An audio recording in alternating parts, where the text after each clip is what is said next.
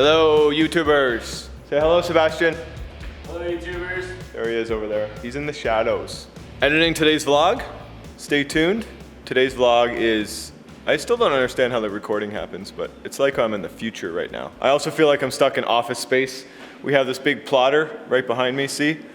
We now print our own templates for the chairs that we do. If you don't already know, I started off building a rocking chair in the Maloof style, designed by Hal Taylor. I purchased his PDF book, his videos, as well as his templates on how to build his rocking chair, and that was about 11 years ago now. I've built 78 of those rocking chairs, and keep in mind it takes about 100 hours to build each chair.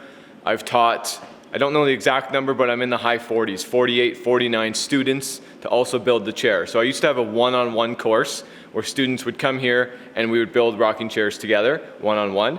I now offer it as a 4 student at a time. So once a year I hold a rocking chair course. It's gonna be in the fall. I may or may not have a spot left. So if you're interested, I would suggest contacting me.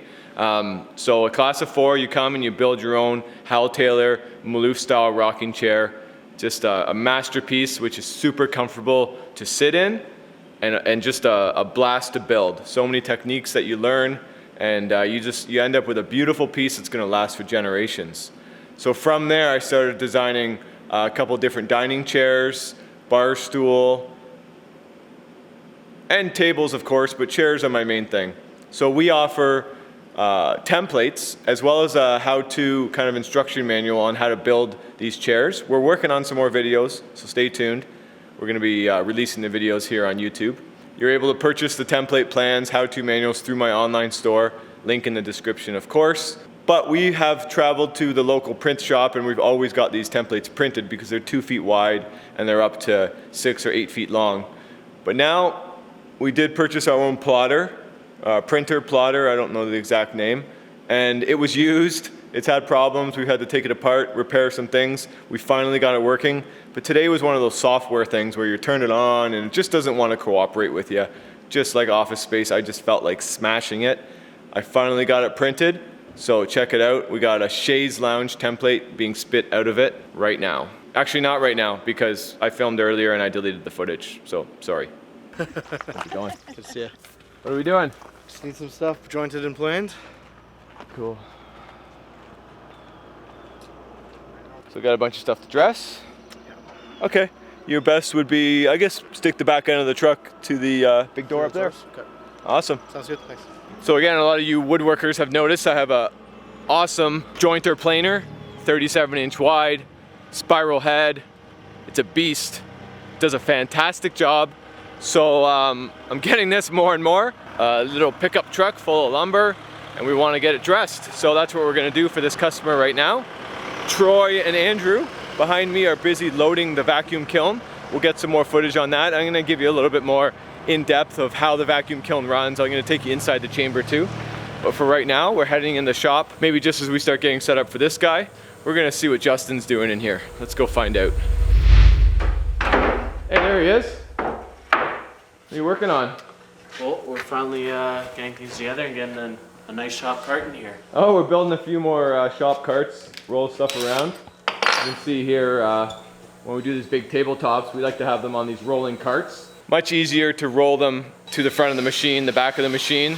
So Justin's working on that. We have some Bubinga bar parts, it looks like. Let's have a look. So these are walnut and Bubinga panels for the bar that we've been working on, and we're all done it. So we're giving it a fresh coat, and we're hopefully going to be installing it soon. This is the live edge top that we're just waiting on the customer's decision on what type of matte, semi-gloss, glossy finish. And then the bar, which is starting to come apart. So as you see, we got a busy shop. This will hopefully get delivered next week. We got the 10-foot dining table that we have filled those larger checks here with epoxy. We had a little extra, so we had a little fun here with this walnut cookie we had cooking around. It's actually in a baking pan. So let's get some boards surfaced. Let's have a look.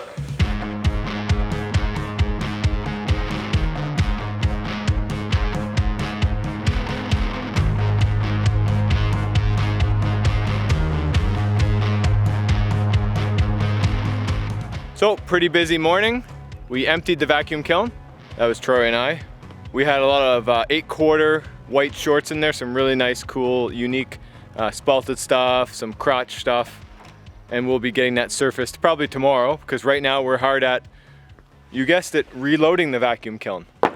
So here's Troy, we're putting in all, this is 5/4 material, so it's cut at 1.25 inches. And typically after we dry it, we're gonna dress it to about 1 inch thick. And these are mostly cheese boards, serving boards type of material. We can take a look at it here. Of course, Andrew's lending a hand. Did you eat your Wheaties this morning? Yeah. He says yeah. He probably doesn't know what Wheaties are. No, not at all. No. It's the millennial thing again. We're just having fun over here. Except for Troy, he's too serious. Someone's got to be serious around here. So I'll give you a quick little rundown, a little insight into how our vacuum kiln works.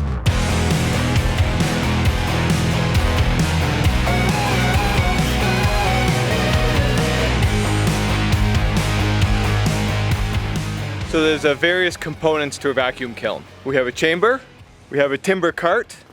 Inside the building here, we have the brain, the computer that's going to control the amount of vacuum as well as the heat that's put into the wood. And at the back end of the vacuum kiln chamber, we have the vacuum pump as well as some other piping.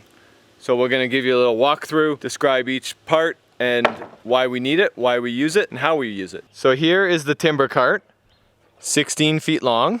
There's the length of it. And it's 4 feet wide. I change over to the widthwise, and it's 4 feet wide. And we're gonna be able to stack the wood 4 feet tall on the timber cart. Now you'll notice there's no stickers in between the wood because a vacuum kiln will draw the moisture through the end grain of the wood, not through the face grain or the edge grain. So no stickers needed, which is pretty sweet. So we load the wood on here, and this timber cart's gonna roll into the chamber. Walk up here, we can see the chamber. So here we go, let's let the lighting adjust a little bit. So now we're inside the chamber. Up top here, so this is a unique feature of this hydraulic press, is that the unique feature of this vacuum kiln, I should say, is that it has a hydraulic press that pushes down on the wood. Right hand side here, we have a coil that has cold water flowing through it. So as the vapor gets drawn out of the wood, it's gonna condensate on this coil, drip to the floor of the kiln, and then be sucked out by the vacuum pump when it engages. So it's a very strong chamber, very thick steel, and it's very, very heavily reinforced. We can then go into the chamber, our room, I guess, not the chamber. Here we go. So on the side of the machine, this is your hydraulic press control. You have up, down, and it has a min and max pressure setting. It's about 5 to 6 tons of pressure that it's gonna push down on the wood. Then we come over here, and this is the computer, or the brain, I guess, that operates everything. But basically inside this box here is a 20,000 watt microwave. That's how we heat the wood. In every vacuum kiln, you need to put heat into the wood. In fact, every kiln needs to have heat added to the wood to create the movement of the moisture from a liquid to a vapor. So here's the welcome screen, a bunch of our settings where we can adjust the maximum temperature, minimum temperature, the amount of vacuum, as well as the minimum vacuum.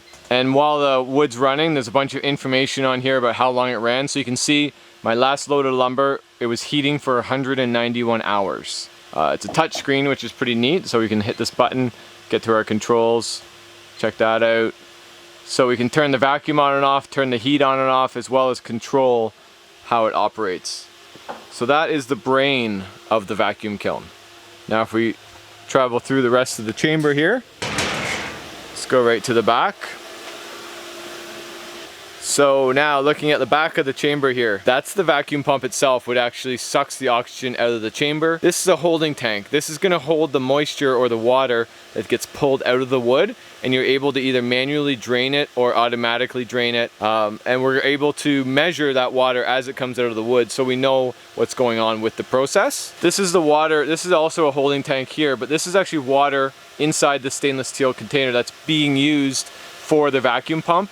It's also flowing through that coil that you saw inside the kiln. Now when the vacuum pump runs, and also when that water is condensing the moisture from the wood inside, it's capturing heat. So we have a water chiller here, which is gonna cool this water. Very important because the vacuum pump needs a certain temperature water to run. So a lot of plumbing, all that kind of stuff back here. So what makes a vacuum kiln different compared to a normal kiln? Basically, we have a chamber, door closes, and all the oxygen gets pulled out of the chamber. This gives us some advantages when it comes to drying lumber. For white woods, we're going to be left with much brighter colored, more natural colored woods. For walnut, it actually creates a problem because walnut needs to oxidize, it needs oxygen. When you sawmill walnut, it's going to be almost a puke green color, and it needs oxygen to change to that beautiful dark black, dark brown colors that walnut's known for. So we actually like to air dry 2 months per inch for black walnut. Now what else does it do? It exploits a feature of wood where the end grain in a natural environment will dry 15 times faster than the face grain, edge grain. Now in the vacuum kiln, once we draw that vacuum, we're going to be drawing moisture out of the end grain at 2 million to 20 million times faster than the face grain and the end grain. So all the moisture is being removed through the end grain, through the natural pathways of the tree. This also creates a scenario that the outside of the wood is actually staying wet while the inside of the wood is drying, because the moisture is being pulled from the inside towards the outside. Unlike conventional kilns, which over dry the outside, then the moisture from the inside of the wood moves slowly to the drier parts of the wood. This can lead to problems where if you over dry the surface, it's going to crack and warp around a wet, swollen core. You can also create case hardening, where you over dry the outside of the wood and then it actually will never release the moisture on the inside, and that's just a disaster when you go to use the wood. So we have nicer color with the vacuum kiln. We have way faster drying through the natural pathways of the wood drying from the inside out. And number 3, what is number 3? Much lower drying temperatures. Most of our drying is done from 40 to 50 degrees Celsius. Because of the vacuum which gets pulled, we're able to boil water at about 38 degrees Celsius is where we start to remove water from the wood, as compared to where water normally boils around where we are at 100 degrees Celsius. So there's just a few little tidbits of the vacuum kiln process. The guys here are hard at loading ours now, and hopefully by the end of the day we'll be rolling this cart in and turning it on.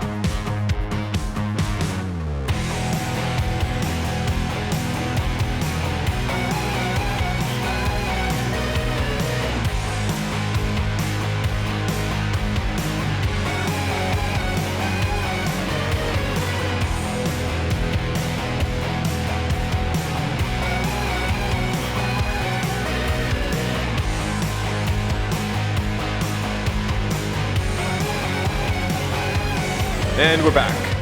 Shipping out 2 packages. Some color samples going out for the epoxy river table that we're doing. It should be, I hope the client picks the lightest of light blues, maybe just a fleck of metallic or just a very little bit of transparent blue.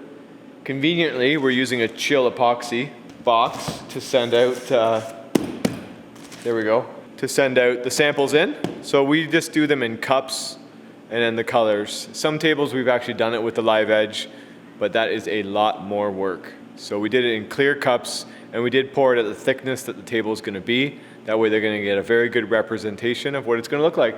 So these are going to head out, and then we have a box here of 2 Sujiban samples. So if you've been watching the vlog, maybe you haven't, I don't know. My other company, Legacy Lumber, is we're producing shiplap siding. It can also be tongue and groove or any other profile, but specifically Sujiban siding, where we burn it with a blowtorch. We then brush it and finish it. Although you don't have to brush it, you can leave the charcoal look too. If you're interested in any of it, we don't have any information up on our website. Horrible, horrible business practices. I need to get on that. I really need to get on that. Oh, sorry, what's that? What do you usually put in for a preferred pickup location? Like office, What's the upstairs, garage? I put garage. We're on a farm on an outbuilding, so there's a house, but there isn't a shop on there. You can't pick shop. So we're sending out some samples of the siding. Amy's doing that right now. Thank you, Amy. You're welcome. Oh, perfect. Tomorrow, excuse me. Tomorrow we're gonna be moving this table. Sebastian's gonna be setting up to take product photography of the newest legs that came in. And just by them sitting here, we actually sold 2 of these campfire coffee table legs. I think they're awesome.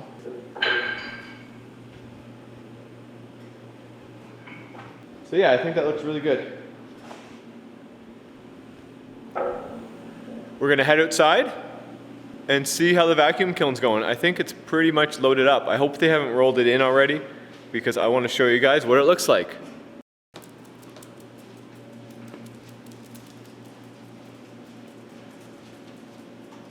Looks like we're fully loaded. How are we doing, guys?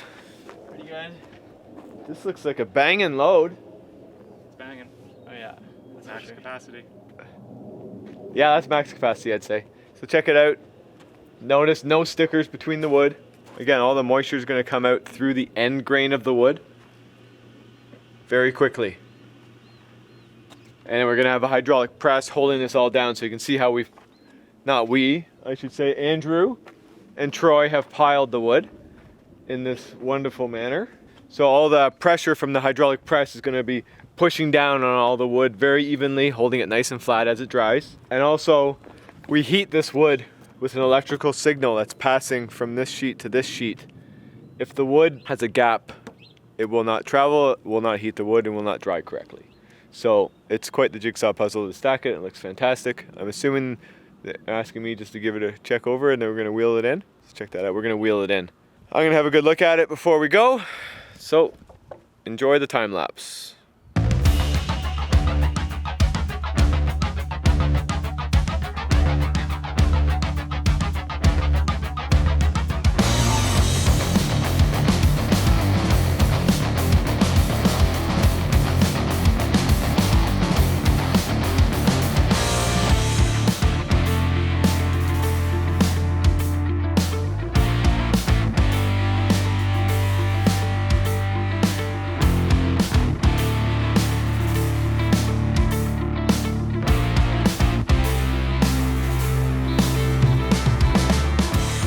Hey, you want to see me turn on the vacuum kiln? Sure. All right, let's go inside. All right, everyone, let's go inside. I don't know what the sun's like, sorry. But we're going in the chamber. After you, only one will come out. Kidding. So check it out. Yes, that's right, check it out. Touch screen. So look, that one had 191 hours of heating time. Wow. You can hold this actually. That'll be even better. Yeah, so that's how long it heated for. But really, if you think about it, 24 hours in a day that's like not even 8 days of heating. That's basically 8 days of heating. And it was in there for 10 days, so it turns on and off. First, I'm gonna reset it because we don't care about all that information. So I'm gonna come in through here. I'm gonna hit reset. There's our data reset, great. There's a vacuum pump I'm going to turn on. So I'm going to turn this button on and then you're going to follow me to the back. There's a manual release that we're going to close. Vacuum pump didn't turn on. 1 second. Let me think about what happened. Stay there. Alright, the air compressor wasn't turned on. Let's cut the video for a second. Too loud. That's it. End of the day. And Troy's still cleaning up. That's good stuff right there. So the vacuum kiln is in there. I'm gonna walk away from the telehandler. The vacuum kiln is loaded in. My phone is ringing. It's been off the hook today. Hey Sebastian, did you get my text? I don't know if that's possible though. Oh, oh, so you can have it, it can be fully uploaded and just saved as a draft. I'm just thinking we should be releasing it at prime time. That way, and you're not stressing, like, because say our day goes long and you don't get the YouTube vlog up until like 6, 7, 8, 9 at night, you don't then still have to do the IGTV shit too. It'll be for the next day. So I think we should basically pretty much be trying to release the IGTV the next day at a set time. The morning is the best time, yeah, 9 o'clock, and we'll do it when. Awesome. Oh, really? Cool. But it's already uploaded, right? It's just like, yep. Okay. The photo from there, I mean, I have one uploaded anyway. It's just of the telehandler, but just curious. Yeah, so now it's saved under drafts for IGTV. All right, Sebastian, that's amazing. Yeah. Yeah, and you can just view it right there and then upload it whenever you want. All right, well, say bye to everyone in the vlog. Bye, everyone in the vlog. You'll see this footage tomorrow. That's funny. Okay, man. That's awesome. Have a great night. All right, yeah, you too. Bye-bye. So that was Sebastian. He actually does generally all the editing about 3/4 of the day, and then which he does on a laptop, so he's able to continue editing at home. But our upload speed here sucks. Like, it would take 2, 3, 4 hours to upload the YouTube video. So he goes home and uses his own Wi-Fi, or even go to a Tim Hortons or something like that. That's amazing, guys. Thanks for the hard work. What's Troy doing? Oh, he's doing up the window. We're missing a latch on the window on the telehandler. So Halut, if you're listening, let us know. We need some parts. We have a bungee cord right now that you wrap around. So here comes the man of the hour. Let's go capture him. How excited he is after getting that load done. So what do you think, Troy? Good day? Great day. Yeah, great day. That's good. Andrew? Great day. Yeah. Sweet, guys. All right. Well, enjoy the good weather. Well, thank you. Bye, Paul. See you tomorrow.